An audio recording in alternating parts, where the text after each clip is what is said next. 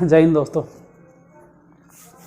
कल हम आपको भर्व के बारे में बतलाए थे और कल जो बतलाए थे वो तो कल बतेवे किए थे। आज एक सैलो रिवीजन कर देते हैं या कहिए कि ऊपरी छिछला रिवीजन कर देते हैं। सॉरी यार, रिवीजन हो जाने से ये होगा कि आप जो कल पढ़े हैं वो थोड़ा सा तरोताज़ा हो जाएगा। डीपली नहीं कर रहा, ठीक है, कि डीपली हम पूरा कल नहीं जैसा बताएंगे। देखिए भर्व क्या है, तो भर्व माने काम, वैसा शब्द जिससे किसी की क्रिया मतलब जिससे किसी के काम के होने का बोध होता है, वैसा शब्द जिससे काम के होने का बोध हो उसे भर्व कहते हैं। कभी कभी सेंटेंसेस में डायरेक्ट भर्व रहेगा और काम कर रहा है तो क्रिया है ही है, अगर काम कर रहा है तो भी क्रिया। लेकिन कुछ वैसे भी भर्व होते हैं जो कि क्रिया को सपोर्ट करते हैं। मतलब एक ऐसा शब्द है जिससे काम के होने का बोध हो रहा है, तो काम के होने का बोध हो रहा है, बहुत अच्छा बात है, वो भर्व है।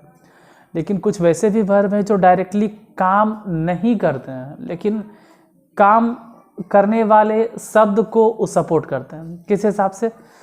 इस हिसाब से कि वो काम किस समय में हो रहा है, किस टाइम में हो रहा है, इसके बारे में बतलाते हैं। और अगर सही तरीके से अगर डेफिनेशन कहा जाए तो वैसा शब्द जिससे किसी के काम के होने का बोध हो, अधिकार का बोध हो, अवस्था के बोध हो और संबंध का बोध कराता हो, उसे हम लोग भर्व कहते हैं, यानी क्रिया कहते हैं। और मेनली जो हम लोग जानते हैं वो मेन भर्व के बारे में जानते हैं। अगर कोई भी बोलता है भर्व तो माइंड में तुरंत घूमता है मेन भर्व, खाना, पीना, हंसना, रोना, बोलना, जाना, आना, देखना, मतलब जिस शब्द के अंत में ना लगा रहे। हम तो यही सोचते हैं, हम, आप, हम लोग, हम सभी जो फिलहाल नॉर्मली या जो ज़्यादा इंग्लिश नहीं जानता है, मेरे जैसा जो भी विद्यार्थी है, हम तो खैर विद्यार्थी नहीं बोले कि अब हम विद्यार्थी हैं, लेकिन फिर भी एक लर्नर्स तो हैं, भले ही स्टूडेंट नहीं हो आपका, लेकिन लर्नर्स हैं जो आपसे भी बहुत कुछ हम सीखते हैं। तो ज़िंदगी भर सीखना लगा रहता है, सीखना पढ़ना, खैर उन सब चीज़ों को छोड़ते हैं, सीखते तो ज़िंदगी भर है। हम भी अभी न कुछ सीख रहे हैं और मरते दम तक हम सीखते रहेंगे, हर इंसान सीखते रहता है। तो सीखना जैसे बोले, अब सीखना भी क्या एक तरह का भर्व है। तो हम लोग इस तरह के स्टूडेंट हैं या इस तरह के आदमी हैं जो आजीवन भर इंग्लिश सीखते रहते हैं। कभी नहीं लगता कि हम इंग्लिश में पारंगत हो गए, इंग्लिश में ज्ञाता हो गए, क्योंकि कभी इंग्लिश उतना पढ़े नहीं। तो सीख रहे हैं, आप भी सीख रहे हैं, आप एज अ स्टूडेंट पढ़ रहे हैं। तो जिस हिसाब से हम लोग इंग्लिश सीखते हैं, जिसके हिसाब से, उसके हिसाब से माइंड में एक ही चीज़ आता है, अच्छा भर्व मैंने खाना, पीना, हंसना, रोना, बोलना, देखना, पसंद करना, प्यार करना, नफरत करना, कूदना, आना, जाना, ये सब नावला जो है वो है मेन भर्व। और मेन भर्व के दो कैटेगरी हैं। हम आप लोगों से पूछे थे कि आप लोग आंसर बतलाइएगा, काहेल तो आप लोग आंसर बताओगे यार। हाँ, हम तो उम्मीद में थे कि आप लोग कम से कम 10 विद्यार्थी जो आंसर बतलावे, काहेल तो 10 को बतलाएगा, मात्र 7 विद्यार्थी। फिर लगा चलो जो मेरे लिए इतना कर रहा है हम उसके लिए क्यों ना हम पढ़ा दें। हम बाकी लोगों ने आंसर नहीं किया। अब ये जो जैसे चंदन पांडे हैं, मोंटू पांडे हैं, संजना कुमारी हैं, प्रीति है, यूज़र LW जो भी हो, वाट एवर जो भी इसका नाम हो, बहुत सारे जानबूझ के ऐसे रखते हैं, जो भी हो, सिमरन भारती हैं और एक स्टूडेंट स्टडी है। इन लोगों ने कम से कम एक प्रयास किया। तो 6 स्टूडेंट का कमेंट आया था, तो हमको लगा कि 72 विद्यार्थी में से सिर्फ 6 को, अब चलो ये 6 को कम से कम हमको पूरी तरह से सपोर्ट करना चाहता है। जो कहते हैं ना, आप लोग कमेंट करते हैं कि कौन कौन 6 सर को दिल से गुरु मानता है, तो ये 6 लोग ऐसा नहीं करें कि 72 लोग 78 लोग बेकार है उन लोग स्टूडेंट ने। लेकिन अरे यार, अगर आप लोग आंसर देते तब ने हमको पता चलता कि आप क्या समझे हो, नहीं समझे हो। हम तो यही नहीं समझेंगे कि आप लोग इंट्रांजिटिव वर्ब के बारे में कुछ भी नहीं समझे। इंट्रांजिटिव वर्ब वैसा वर्ब होता है जिसके बाद ऑब्जेक्ट नहीं आता,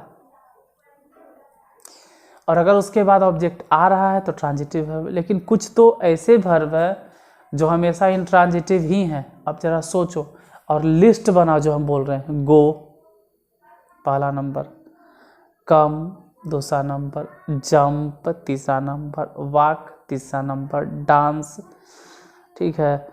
उसके बाद रन हो गया, स्लीप हो गया, अराइज हो गया, वीप हो गया, लाफ हो गया। हम 3 को बोले थे, यहाँ 10 को हम बोल दिए। तो एक आइडिया मिलता है कि अच्छा अगर हम बोलते हैं वॉक मैंने टहलना, तो आई एम वॉकिंग, मैं टहल रहा हूँ। क्या टहल रहा हूँ? यहाँ आप जवाब क्या दीजिएगा? मैं क्या टहल रहा हूँ, जवाब नहीं मिलेगा। आई वॉक, मैं टहलता हूँ। क्या टहल रहा हूँ, ये भी आप जवाब नहीं दे पाइएगा। आई रन, मैं दौड़ रहा हूँ। क्या दौड़ रहा हूँ, नहीं जवाब दे पाइएगा। देखो कहने का मतलब है कि जिसके बाद ऑब्जेक्ट आता हो, अब वर्ब पे आएंगे, हम वर्ब पे आएंगे, लेकिन ऑब्जेक्ट पहले हम बता देते। ऑब्जेक्ट क्या होता है, ठीक है, ऑब्जेक्ट क्या होता है। ऑब्जेक्ट की अगर बात करें तो ऐसे ये सब चीज़ें भी हम केस में पढ़ाएंगे आपको, बोले इसके बाद केस पढ़ाएंगे। ऑब्जेक्ट क्या होता है, तो ऑब्जेक्ट एक ऐसा शब्द होता है, वैसा शब्द कह सकते हो, वैसा शब्द जिस पर या जिसके ऊपर क्रिया का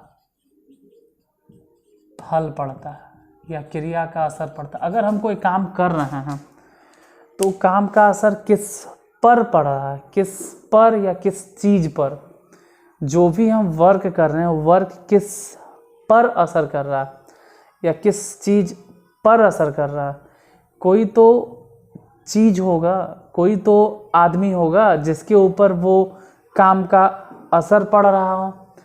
तो जिसके ऊपर उस काम का असर पड़ेगा, जिस पर भी, जैसे मैं पढ़ाता हूँ, अभी पढ़ाने का असर किस पर पड़ रहा है? मैं पढ़ाता हूँ तो हम पढ़ाइए रहे हैं, लेकिन इसका असर तुम लोगों पे पड़ रहा है, तो तुम लोग ऑब्जेक्ट हो गए, मैं तुम लोगों को पढ़ाता हूँ। मैं किताब पढ़ाता हूँ तो मैं क्या पढ़ाता हूँ, आखिर पढ़ाने का काम कहाँ से या किस पर कर रहे हैं? किताब पर। तो जिस पर काम का असर पड़ता है उसे ऑब्जेक्ट कहते हैं। और ऑब्जेक्ट 2 ही तरह के, हम कल भी पूरा जोर दे के बोले थे, आज भी जोर दे के। देखो हम उतने किताब के बारे में पलट उलट के नहीं पढ़े हैं।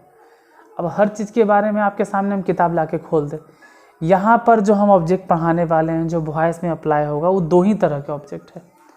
और अगर आप प्रीपोजिशन लगा दीजिएगा तो दुनिया के हर चीज़ ऑब्जेक्ट हो जाएगा। मतलब वर्ब का संबंध किसी न किसी से है। जैसे मैं दिल्ली जा रहा हूँ, तो मैं जा रहा हूँ, हम बोले कि जा रहा हूँ, मैं दिल्ली जा रहा हूँ, तो जाने का असर किस पर पड़ रहा है? मैं जा रहा हूँ, तो इसका असर दिल्ली पे पड़ रहा है। मतलब मेरे जाने से दिल्ली को फ़ायदा होगा, मेरे जाने से दिल्ली को नुकसान होगा। मैं दिल्ली जा रहा हूँ, वो ऑब्जेक्ट कैसे हो सकता है? हो सकता है मैं दिल्ली जा रहा हूँ, हम दिल्ली जा रहे हैं, जब तक हम दिल्ली पहुँच नहीं जाएंगे तब तक उसका असर दिल्ली पे नहीं पड़ेगा। दिल्ली जा रहे हैं और हम रास्ते में हैं, पटना में हैं या यूपी में, रास्ते में, तो दिल्ली अभी नहीं पहुँचे, लेकिन बोलेंगे ना दिल्ली जा रहा है, तो इसका असर दिल्ली पर अभी नहीं पड़ा है।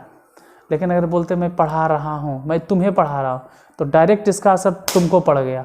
ऐसा नहीं है कि मैं पढ़ा रहा हूँ, अच्छा जा रहा है, मोबाइल से जा रहा है, जाने में लगेगा 2-4 घंटा। देखो अगर काम का असर पड़ रहा है किसी पे तो ऑब्जेक्ट है। अगर हम दिल्ली में हैं तो वैसे सिचुएशन में हम कह सकते हैं कि हम दिल्ली में हैं, मेरा रहना, ये रहने वाला जो असर है वो दिल्ली पे पड़ रहा है। तो वैसे सिचुएशन में दिल्ली को कह सकते हैं कि प्रीपोजिशनल ऑब्जेक्ट है। लेकिन मैं दिल्ली जा रहा हूँ, I am going to Delhi, this is not possible. लेकिन क्या करोगे, किताब में लिखल है कि प्रीपोजिशनल ऑब्जेक्ट है। चलिए अच्छा बात है, उन सब का भी जिक्र करेंगे, लेकिन फिलहाल वॉइस पे हम हैं तो वॉइस पे ही रहते हैं कि जिस शब्द के बाद ऑब्जेक्ट आता है वो ट्रांजिटिव वर्ब होता है, जिस शब्द के बाद ऑब्जेक्ट नहीं आता वो इंट्रांजिटिव वर्ब होता है। अब मुद्दा था कि ऑब्जेक्ट क्या होता है, तो ऑब्जेक्ट बता दिए कि वैसा शब्द जिस पर क्रिया का फल पड़ता है। अब ऑब्जेक्ट मेनली 2 तरह के हैं, एगो है ऑब्जेक्ट 1 और एगो है ऑब्जेक्ट 2। ऑब्जेक्ट 1 के पहचान होता है कि आप उससे पूछोगे किसे, और जवाब आ गया तो समझ जाना क्यों ऑब्जेक्ट 1 है। और ऑब्जेक्ट 2 के पहचान क्या होता है, आप उससे पूछिएगा क्या, और जवाब अगर मिलता है आप क्वेश्चन करेंगे किसे, और जो भी जवाब मिलेगा, जो भी जवाब मिलेगा, जो भी रिप्लाई आएगा, जो भी जवाब आएगा वही होगा ऑब्जेक्ट 1। क्या क्वेश्चन कीजिएगा और जो भी जवाब आपको मिलेगा वही होगा ऑब्जेक्ट 2। ऑब्जेक्ट 1 को हम लोग कहते हैं कि ये इनडायरेक्ट ऑब्जेक्ट है,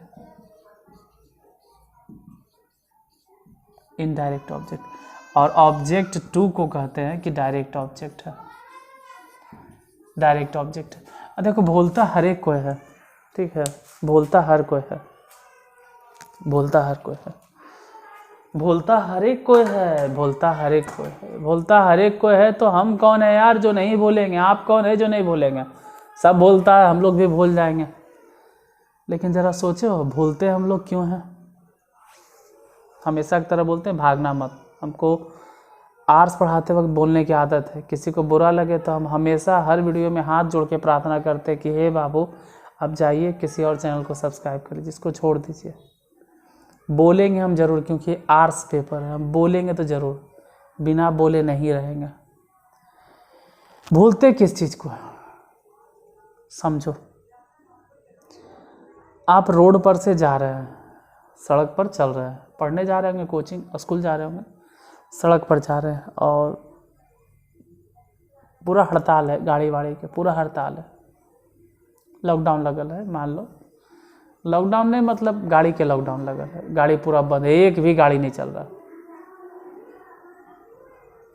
गाड़ी वाड़ी एकदम नहीं चल रहा, कोई गाड़ी नहीं चल रहा। अब वैसे सिचुएशन में आपके सामने से सड़क पर से एक गाड़ी पार हो गया जिसका कलर है नीला, या मान लो हरा, या मान लीजिए पीला, कोई कलर होगा।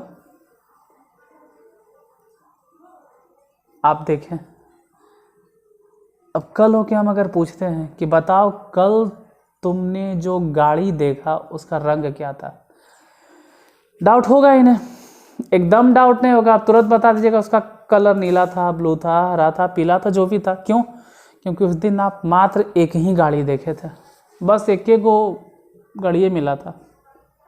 मान लो 2 गाड़ी मिल जाता, एगो हरी और एगो ब्लू, तो भी आप कल होकर उसका कलर नहीं बोलते। कल क्या, आप 8, 10, 20 दिन, महीना, दिन, सालों भर उसका कलर शायद नहीं भूलते, क्योंकि आप मात्र एक गाड़ी देखे थे। और एक गाड़ी कब देखे थे? जब पूरा ठप था, तो जाहिर सी बात आपको याद रहता। सेम चीज़ मेरे पढ़ाने का तरीका होता है, हम आपको सिर्फ एक ही चीज़ पढ़ाएंगे, बस वही दिमाग में फिट रखो और वही आपको हमेशा के लिए याद रहेगा। होता क्या है कि बहुत सारा चीज़ अगर पढ़ लेते हो, जैसे रोड पर आप जा रहे हो और दिन भर में जब आप गुजर रहे हो तो 20 गाड़ी गुजर गया, अब के कलर याद रखता है, देखोगे तो भी कलर में कंफ्यूज हो जाओगे, कौन कौन था या किस तरह की गाड़ी था, भूल जाओगे। लेकिन एक को देखोगे तो याद रहेगा। सेम चीज़, यही चीज़ यहाँ पर होता है, ठीक है, यही चीज़ यहाँ पर है कि ज़्यादा बोझ दे के नहीं पढ़ना। क्योंकि बहुत सारे हम बच्चे को ऑफलाइन में पढ़ाते वक्त भी पूछते हैं, जैसे आज ही हम पूछें, आज ही ऑफलाइन जब पढ़ा रहे थे तो जो भी हो, ठीक है, मेरे हिसाब से सबसे सीनियर मोस्ट क्लास है, उसमें से हम पूछे, लेकिन पूछे क्या ये तो बताइएगा। तो कुछ वैसा चीज़ नहीं पूछे, सिर्फ हम पूछे ट्रांजिटिव वर्ब और इंट्रांजिटिव वर्ब। उसमें से शायद एक आध स्टूडेंट अगर कोई बता भी देता तो हम नहीं कहते, लेकिन एक आध से हम पूछवे नहीं किए, हम सबसे पूछें और सब में से कोई नहीं बताया। एक आध को अगर छोड़ दिया जाए तो, क्योंकि एक आध को से नहीं पूछे थे हम। तो यही चीज़ आपसे कहना है कि बहुत ज़्यादा मत पढ़ो बाबू। आप लोग बाबू हो, बच्चे हो। 12th वाले पढ़ते हैं क्योंकि उसको ज़रूरत है, कंपटीशन वाला पढ़ता है उसको ज़रूरत है। आप बहुत ज़्यादा नहीं पढ़े, लेकिन जितना पढ़िए माइंड में फिक्स करते जाइए, आपके पास टाइम है। जैसे ऑब्जेक्ट 1 क्या होता है, तो सर हम सेंटेंस में किसे पूछेंगे, और किसे पूछने के बाद जो जवाब मिलेगा वो होगा ऑब्जेक्ट 1। जैसे एक हम सेंटेंस लिखते हैं, ज़रा ध्यान से देखिएगा। मैं आपको रात में किताब पढ़ाता हूँ। इसमें ज़रा ध्यान देना, मैं आपको रात में किताब पढ़ाता हूँ। अब ज़रा आप ध्यान दीजिएगा, 1 मिनट यार किसी का। हाँ, यहाँ पे मैं पढ़ाता हूँ, किसको पढ़ाता हूँ, किसे पढ़ाता हूँ, किसे किसे किसे पढ़ाता हूँ, आपको। तो हम आपसे क्या पूछे कि मैं किसे पढ़ाता हूँ, किसे पढ़ाता हूँ पूछे, और जवाब क्या मिला आपको, तो ये हो गया ऑब्जेक्ट। मैं क्या पढ़ाता हूँ, क्या पढ़ाता हूँ, क्या पढ़ाता हूँ, तो किताब पढ़ाता हूँ, हो गया ऑब्जेक्ट 2। और कब पढ़ाता हूँ, ये जो देख रहे हैं ना, अब तुम बोलोगे ये तो एट नाइट है, तो ये भी ऑब्जेक्ट हो गया प्रीपोजिशन। हम नहीं बोलेंगे फिलहाल अभी, हम इसको बोलेंगे कि अदर वर्ड है, अदर वर्ड। अभी फिलहाल हम बोलेंगे अदर वर्ड, और आपको भी यही सिखाएंगे कि अभी अदर वर्ड बोलिए। ऐसे ही तो बाल नए हैं हमारा, और बाल नोच के बाल के खाल निकालोगे तो कहे नहीं कि जो आया है वही चला जाएगा। अभी बोले ना यार कि एक दिन में अगर आप 50 गाड़ी देखोगे तो 50 गाड़ी का ना तो आपको मॉडल याद रहेगा, ना ही रंग याद रहेगा, है नंबर याद रहेगा, कुछ नहीं याद रहेगा, सब खा पी के सब भागोस जाओगे। लेकिन एक दो चीज़ अगर देखोगे तो याद रहेगा। तो ज़्यादा जोर नहीं दीजिए। ऑब्जेक्ट दो तरह के, एगो डायरेक्ट ऑब्जेक्ट, एगो इनडायरेक्ट ऑब्जेक्ट। किसे पूछने पर जो जवाब आता है इनडायरेक्ट ऑब्जेक्ट, क्या पूछने पर जो जवाब आता है वो डायरेक्ट ऑब्जेक्ट। इनडायरेक्ट और डायरेक्ट दो तरह के ऑब्जेक्ट होता है, कोई दिक्कत नहीं होना चाहिए आपको। अब ज़रा हम अपने भर्व के ऊपर आते हैं। आपको भर्व के बारे में पढ़ाए थे। भर्व कई तरह के, दो तरह के। कौन कौन है, तो मेरा काम ही है डेली एक ही चीज़ को रिकैप करना, जिससे कि आपको याद हो जाए। एक को बताए थे मेन वर्ब, ठीक है, या प्रिंसिपल वर्ब, और दूसरा बोले थे ऑक्सिलरी वर्ब या हेल्पिंग वर्ब, यही बोले थे। मेन वर्ब दो तरह के, एक ट्रांजिटिव वर्ब और दूसरा था इनट्रांजिटिव वर्ब। इन दोनों का जिक्र हम कल भी किए थे, आज भी किए, लेकिन आज अब जो करने वाले एक्सिलरी वर्ब। एक्सिलरी वर्ब दो तरह के हैं, एक primary axillary verb, primary axillary verb, और दूसरा models axillary verb, model axillary verb. देख बाबू, हम बार बार करें, बहुत ज़्यादा नहीं पढ़ना है, बहुत ज़्यादा नहीं पढ़ना है, बस जो भी पढ़ना उसको कमांड करते जाना है। बहुत ज़्यादा कमांड करना है, बहुत ज़्यादा पढ़ना नहीं है चुपचाप, बहुत ज़्यादा को घोर पीस के पी जाना। जब सीनियर मोस्ट क्लास 12th वाले विद्यार्थी इसे करते हैं तो दिल बहुत दुखता है, मन एकदम छोटा हो जाता है, करता है कि क्या इन लोग पढ़ रहा है, समझ में नहीं आता है। लेकिन आप लोग बच्चे हैं, आप लोग जल्दी कोई चीज़ ग्रेप करोगे 9th-10th वाले। तो मेन वर्ब दो तरह के हो गया, एगो ट्रांजिटिव और एगो इंट्रांजिटिव। उसी तरह से हेल्पिंग वर्ब या एक्सिलरी वर्ब दो तरह के हो गया, एगो प्राइमरी एक्सिलरी वर्ब और एक मॉडल्स एक्सिलरी वर्ब। अब ये दोनों क्या, जरा इसका जिक्र कर लिया जाए। तो देखो, डेफिनेशन के जिक्र तो करेंगे, लेकिन उससे पहले हम आपको कुछ दिखा देते हैं। प्राइमरी ऑक्सिलरी वर्ब और इधर मॉडल। डेफिनेशन तो बतेबे करेंगे, ऐसा नहीं कि डेफिनेशन नहीं बताएंगे। ऑक्सिलरी वर्ब, और हमेशा की तरह जैसे आज भी बोल रहे हैं, फिर बोलेंगे, सीखने पे ध्यान दो, सीखने पे ध्यान दो। ये नहीं कि ऐसे नहीं, ऐसे ऐसे होगा, ऐसे होने के तो बहुत कुछ होगा यार। लेकिन प्राइमरी ऑक्सिलरी वर्ब जो मेन है वो है बी, और जो है हैव, और जो है वो है डू। बस अब इसी को तोड़ ताड़ के जितना लंबा खींचते रहिए आप, जितना लंबा, मतलब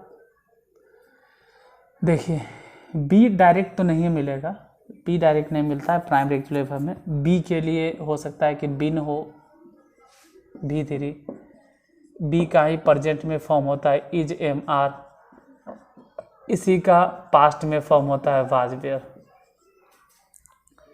तो बी के ही अगर फॉर्म देखोगे प्राइमरी एक्सिलरी वर्ब कौन कौन हो गया, बिन 1 2 3 4 5 6 को तो यही हो गया।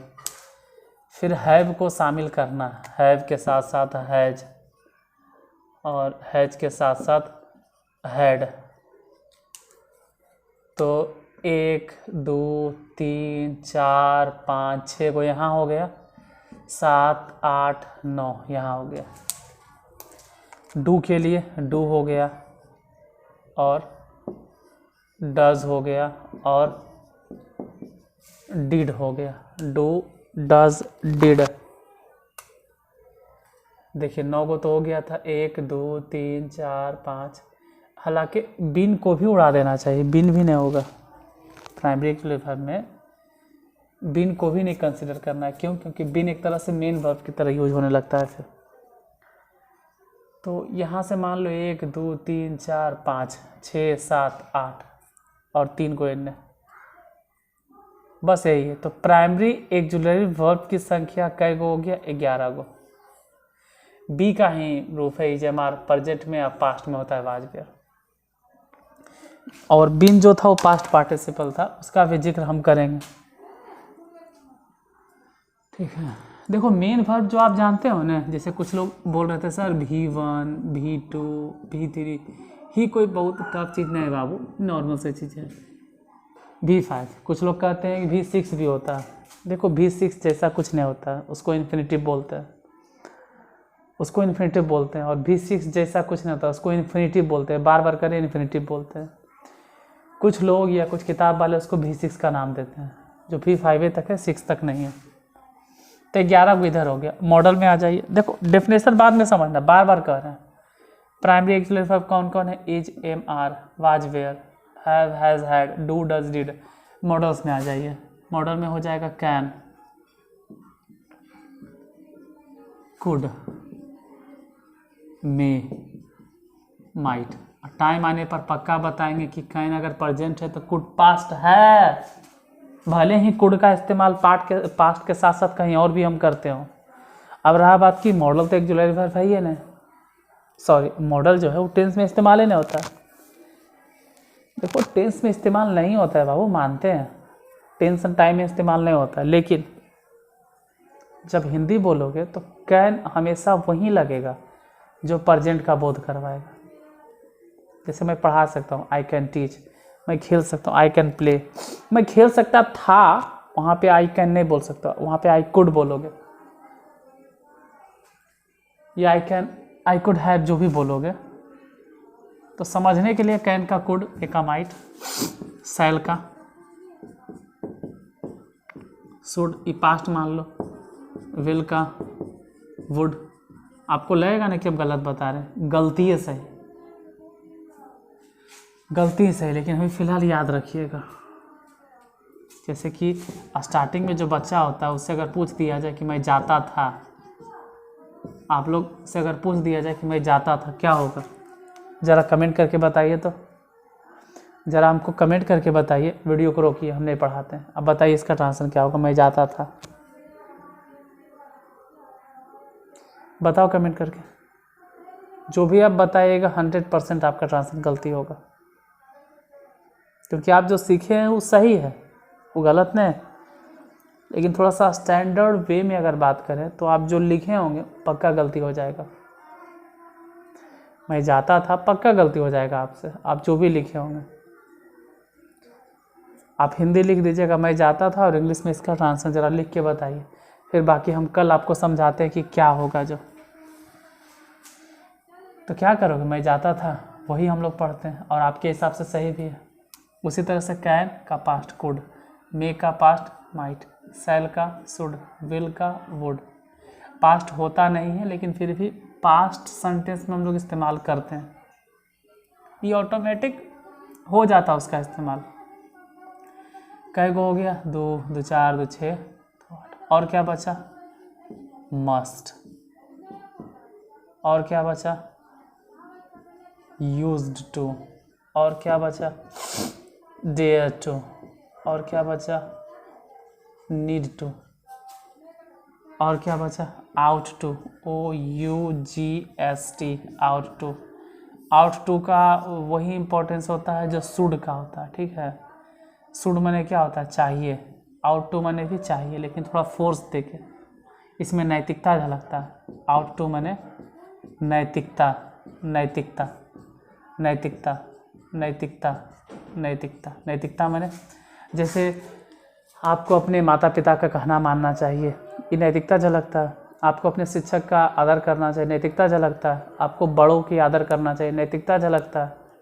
ये काम करना चाहिए और सबके लिए ज़रूरी है, इम्पोर्टेंट। जैसे आपको समय पे दवा ले लेनी चाहिए, अब दवा लेने में नैतिकता कहाँ झलकता है, तो वहाँ सूद लगेगा। आपको व्यायाम नहीं करना चाहिए, व्यायाम नहीं करना चाहिए, इसमें नैतिकता कहाँ झलक रहा है। मुझे अंग्रेजी पढ़ाना चाहिए, अब अंग्रेजी पढ़ाने में नैतिकता कहाँ झलक रहा है। जो हर एक के लिए नैतिक है, सब के लिए कंपलसरी अप्लाई होता है। ये काम सबको नॉर्मली करना चाहिए। जैसे शराब नहीं पीना चाहिए, तो शराब नहीं पीना चाहिए, इसमें सूद रहने दीजिए, ज़्यादा अच्छा।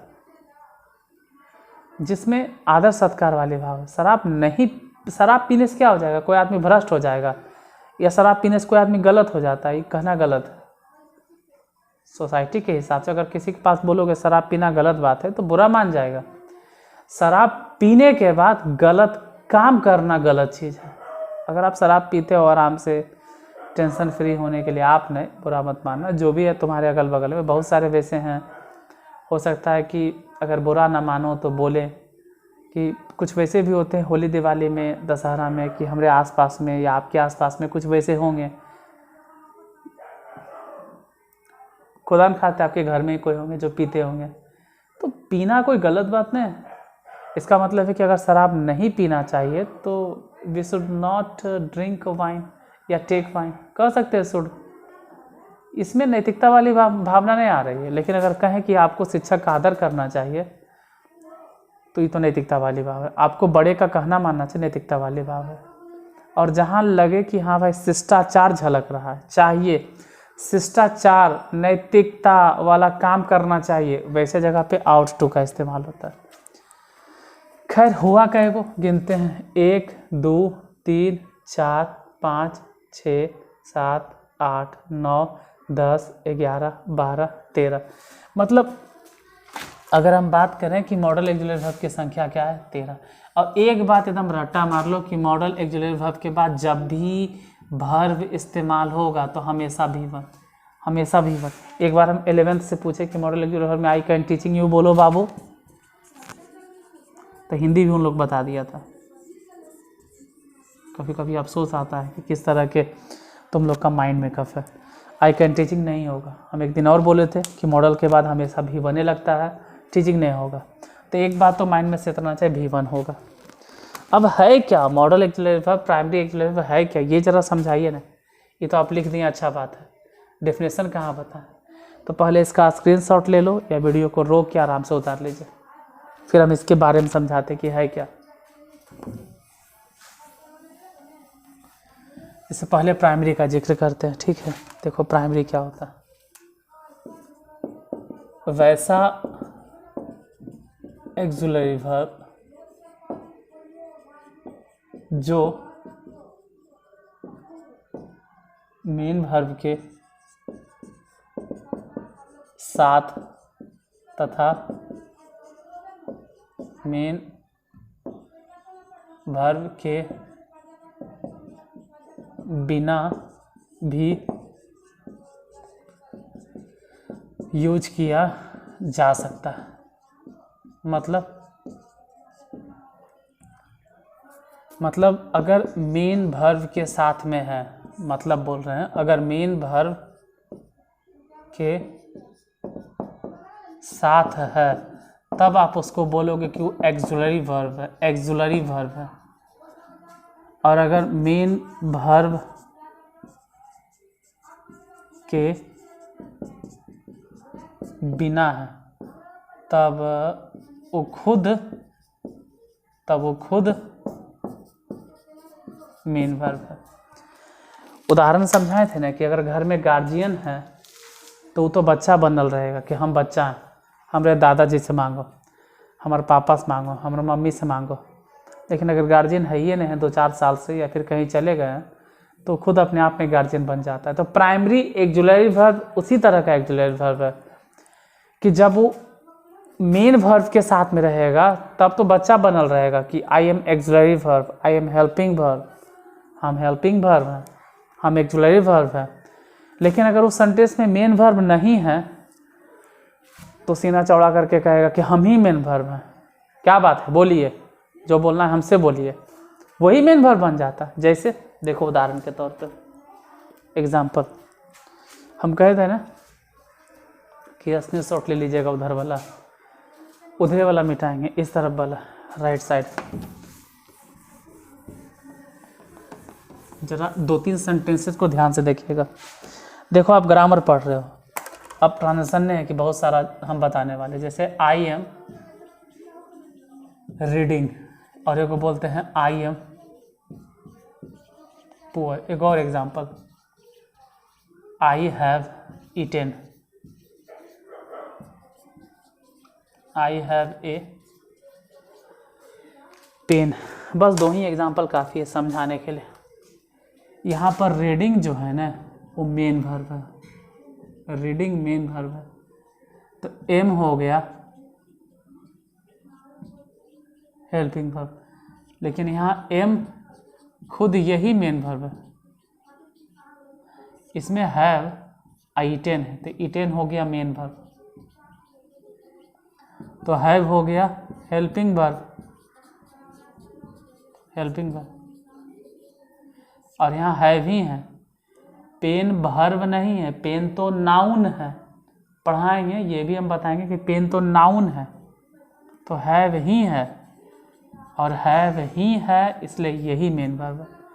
तो देख रहे हो कि हैव यहाँ पे main verb, as a helping verb, am यहाँ पे मेन वर्ब, यहाँ पे एम हेल्पिंग वर्ब। मतलब जो प्राइमरी एक्सुलरी वर्ब होता है वो कभी तो मेन वर्ब की तरह ट्रीट करता है, अगर उसमें मेन वर्ब नहीं है तो वो खुद बन जाता है main verb. I am a main verb, I am principal, हम ही मेन वर्ब हैं। क्या बात है, बोलिए। लेकिन अगर मेन वर्ब है तो वहाँ पे दुबकल रहता है, कहता हम तो हेल्पिंग वर्ब है। तो ऐसे एक्सुलरी वर्ब को हम लोग प्राइमरी एक्सुलरी वर्ब कहते हैं, जो मेन वर्ब की उपस्थिति में हेल्पिंग वर्ब का काम करता है। लेकिन अगर मेन वर्ब नहीं रहे तो वहाँ पे वो खुद मेन वर्ब बन जाता है। तो ऐसे एक्सुलरी वर्ब को प्राइमरी एक्सुलरी वर्ब कहते हैं। प्राइमरी एक्सुलरी वर्ब की कोई संख्या पूछे कि बताइए प्राइमरी एक्सुलरी वर्ब की संख्या कितनी है, तो क्या बोलोगे? 11। प्राइमरी एक्सुलरी वर्ब की संख्या 11। प्राइमरी एक्सुलरी वर्ब की संख्या 11। कौन कौन?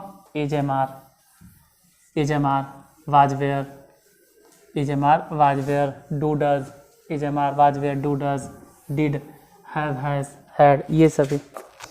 अब आते हैं मॉडल एक्सुलरी वर्ब। तो मॉडल एक्सुलरी वर्ब क्या है? तो ये बेचारा हमेशा एक्चुअली रहता है, हमेशा ही बच्चे रहता है। वैसा हेल्पिंग वर्ब या एक्सुलरी वर्ब, वैसा एक्सुलरी वर्ब जो हमेशा ये अकेले रहबे नहीं करता, कहता हम तो बउआ है, हम तो बच्चा है। हमेशा हमेशा हमेशा मेन वर्ब के साथ ही यूज किया जाता है, हमेशा मेन वर्ब के साथ ही यूज किया जाता है। अर्थात हमेशा, अब जब मेन वर्ब के साथ है जाहिर सी बात है कि अर्थात हमेशा एक्सुलरी वर्ब, हमेशा एक्सुलरी वर्ब की तरह ही या एक्सुलरी वर्ब की रूप में ही यूज किया जाता है, उसे मॉडल एक्सुलरी वर्ब कहते हैं। मॉडल एक्सुलरी वर्ब की संख्या बतलाइए। 13। कौन? कैन, कोड, मे, माइट, जो भी है वो आपको याद करना है। Can, could, may, might, shall, should, will, would, dare, to, use to, ought to, must, क्योंकि ये हम पूछेंगे। जो भी विद्यार्थी हैं, आप लोग जितना भी हैं, ऑफलाइन में आइएगा, एक एक करके हम सबसे पूछने वाले हैं। मॉडल एक्सुलरी वर्ब की संख्या जो है जो बताइए, प्राइमरी एक्सुलरी वर्ब बताइए, हम किसी को नहीं छोड़ने वाले हैं जो ऑफलाइन बच्चे आते हैं पढ़ने के लिए।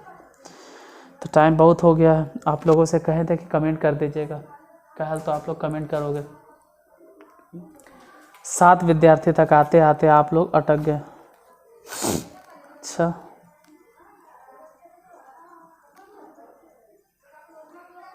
आप लोग ऑफलाइन में इतने बच्चे आते हैं कि अगर कमेंट करते ना यार तो 10 क्या 10 भी पार हो जाता।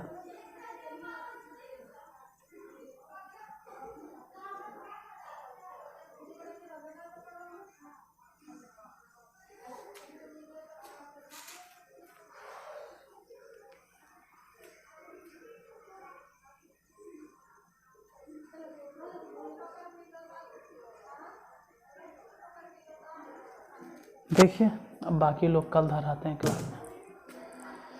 चलिए गुड नाइट, मिलते हैं फिर कल।